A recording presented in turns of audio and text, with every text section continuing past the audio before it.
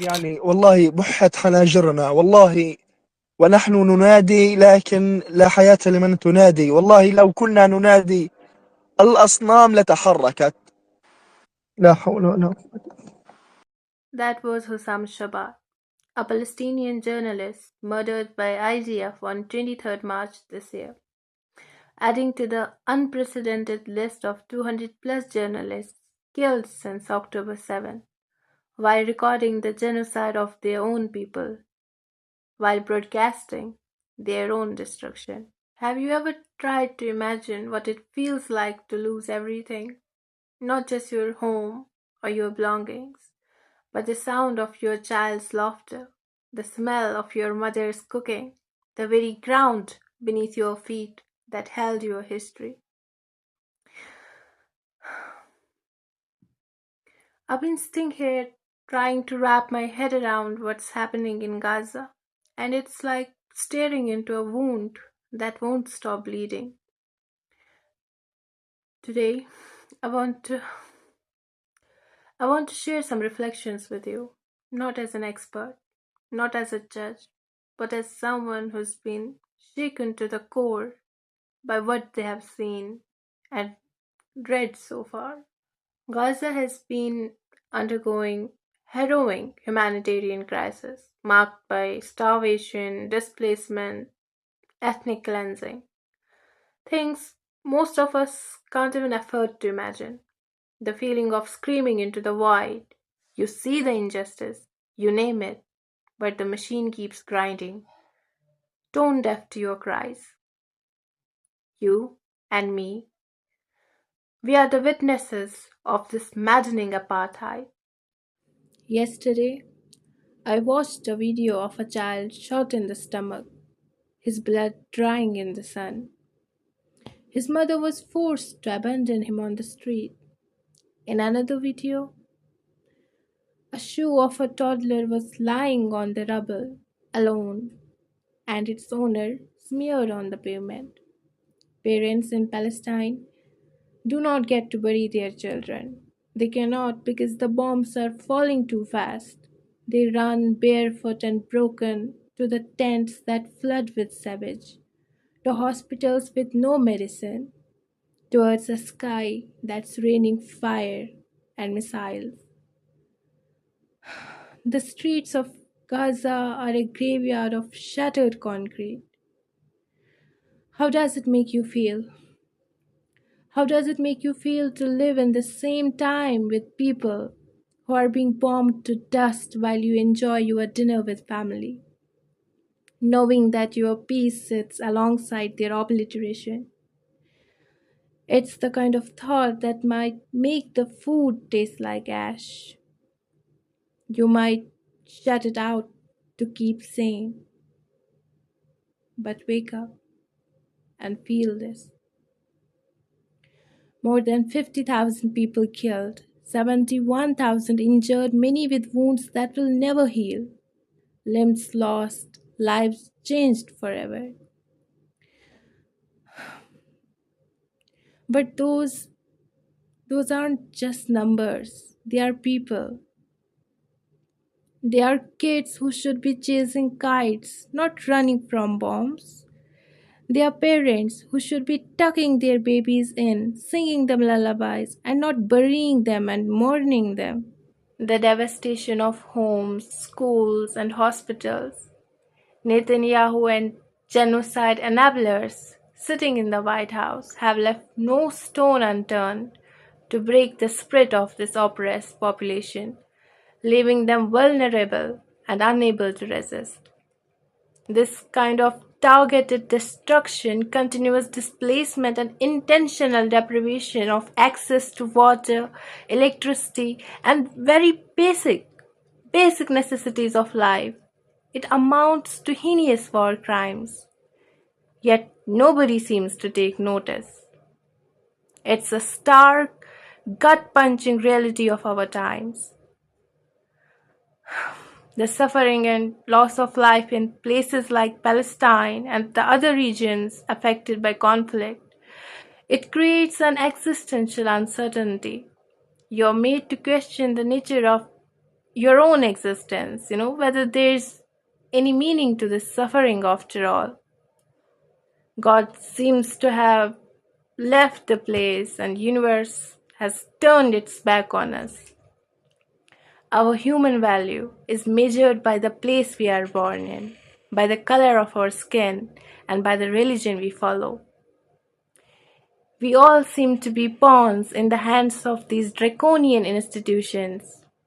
The supremacist state, which has enormous power to change thousands of lives in the fraction of seconds. This is 21st century, and yet a geographical location of population determines the moral and legal standards regarding the value of human life. What a shame. International laws, sanctions, declarations, they are supposed to stop genocide. They're supposed to hold a line against inhumanity. Yet here we are, with blood still spilling, history being rewritten by the authoritarian regimes, and denial drowning out the truth. It's not just violence, it's the erasure of history. The narratives, ethnic cleansing, the way it's all shrugged off by those who could stop it, but won't. See them and say, look, they don't have horns growing out of their head. They're actually guys like us. They're pretty nice guys. Meanwhile, Western outlets, who claim to be the guardians of truth, they frame this conflict as a war or a Israel-Hamas conflict, emphasizing a two-sided struggle. It suggests a sort of symmetry, implying mutual aggression rather than a disproportionate power dynamic. Israel's actions, military operations killing thousands, are frequently couched in terms of self-defense or targeting terrorists, with official IDF statements given prominence. Palestinian deaths, if reported, they are often presented as secondary, abstract statistics, rarely delving into the granular horror of civilian life under siege. Blockade, ongoing since 2007, the historical context of occupation, the Nakba of 1948, and the violence since, it often gets a passing mention, if at all. They never talk about it. This framing of Gaza by Western media, it casts Gaza as a perpetual crisis zone, a place where violence is normalized, distancing the audience from the idea of genocide.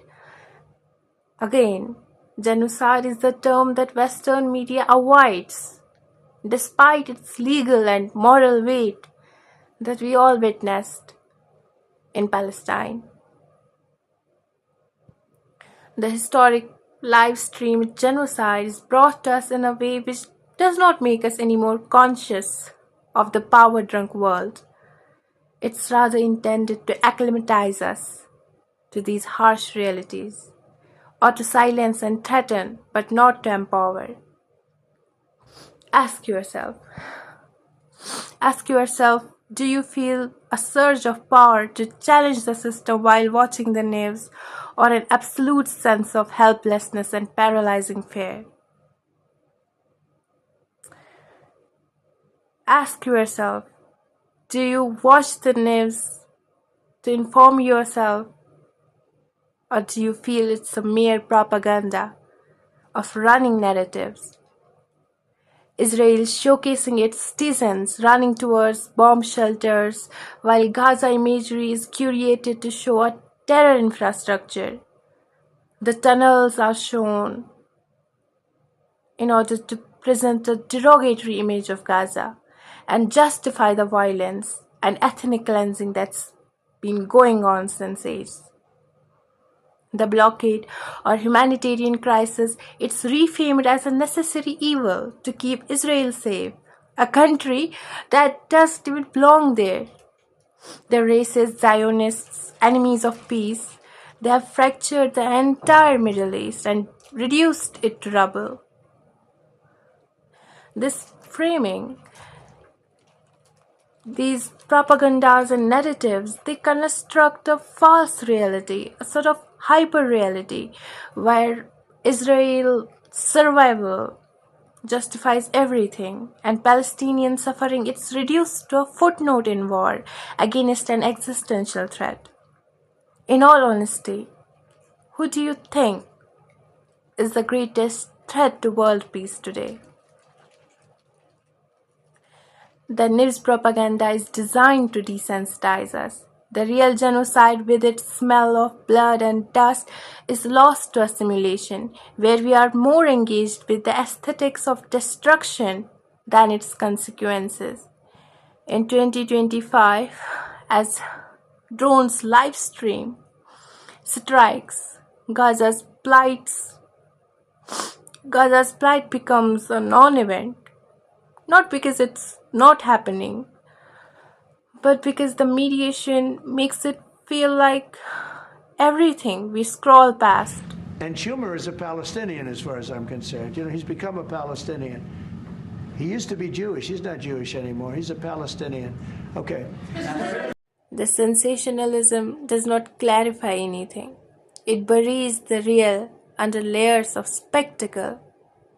People like Piers Morgan frame it through dramatic headlines or political talking points, creating a spectacle that distances us, the viewers, from the visceral reality that's happening on the ground.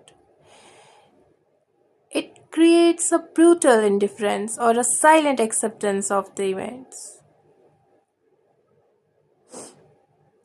Imagine for a second 2 million strong people reduced to numbers, to hashtags, to shadows on a news feed. Millions of people that are just numbers. The world watches, scrolls, and forgets. This is how media corrupts the very humanity in us.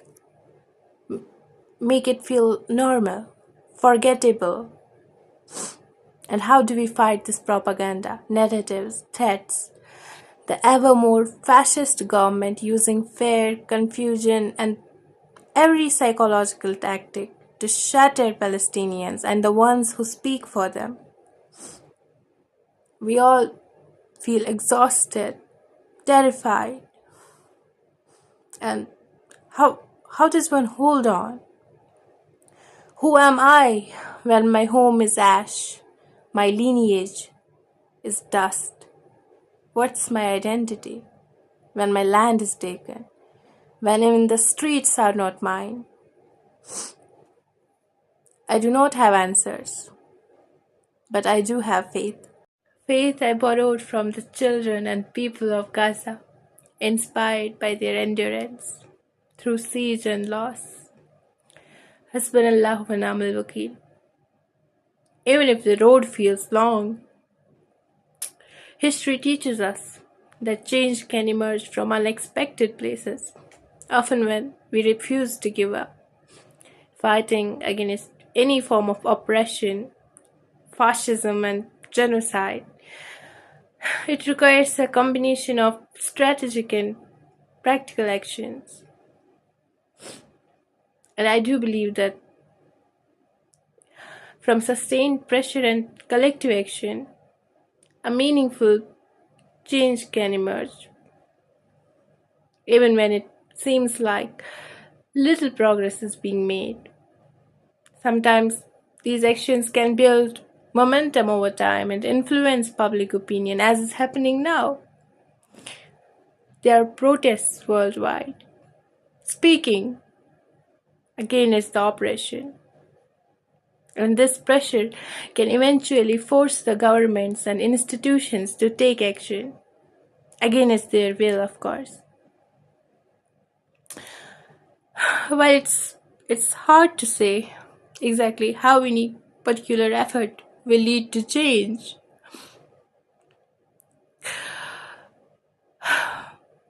Every action contributes to a broader narrative towards building a foundation for long-term impact.